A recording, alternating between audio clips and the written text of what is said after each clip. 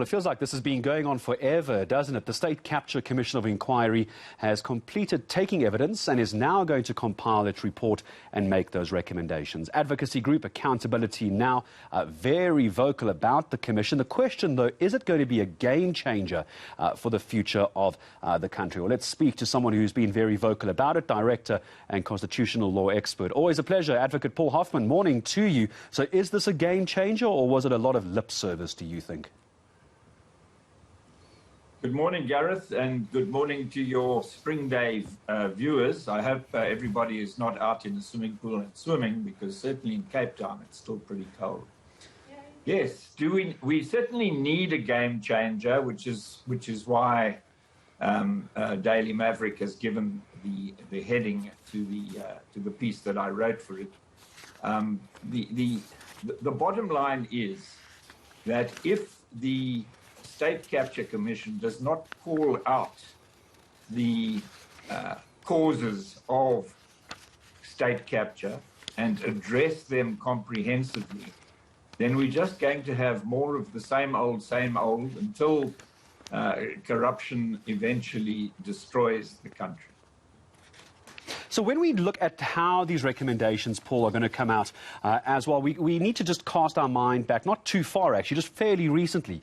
We had Cyril Ramaphosa appearing both as ANC president and also as the president of the country. This is a commission that in the end he's going to have to sign off on, but had to answer questions during about not just his involvement, potential involvement, but also that of people he's hired in the past. I mean, how difficult is this going to be to try and keep the report and recommendations impartial, considering who has to sign this off? Yes, what one must remember about commissions of inquiry is that their findings of fact bind nobody and their recommendations bind nobody. So the object of the exercise with a commission of inquiry like the State Capture Commission of Inquiry is to get to the bottom of a thorny problem. And at Accountability Now, we have identified two thorny problems at the bottom of state capture.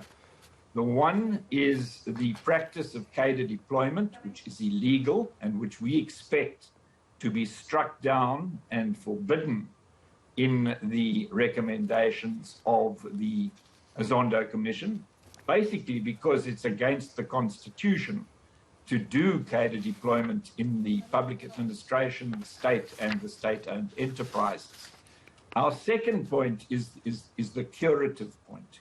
Countering corruption with courage and compassion is going to be the biggest job of the Zondo Commission, because state capture is just an organized form of corruption. And we cannot allow it to continue, and we cannot allow conditions that permit it to happen again to be in place in South Africa. So our proposal, and we hope that the Zondo Commission will adopt our proposal, is that the law be changed in order to properly comply with the decisions of the Constitutional Court in the Glenister litigation, where the criteria for the proper, effective and efficient anti-corruption machinery of state are set out for all to see and for Jacob Zuma to ignore while he was president. I think President Ramaphosa is alive to the rule of law and to the binding nature of the Glenister decisions.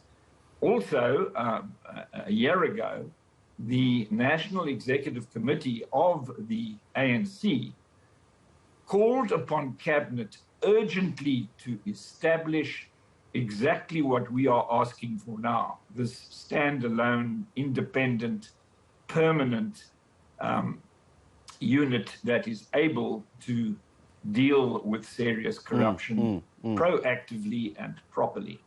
Paul, I'm going to say thank you very, very much indeed. And I'm sorry about the weather down in Cape Town, but you keep sending us your bad weather in Joburg. So today it's our turn for some good weather. Advocate Paul Hoffman, always a pleasure speaking to you. Counter corruption with courage and compassion is a very nice way to end that as well. From the constitutional law expert and director of Accountability Now, Advocate Paul Hoffman, my thanks to him.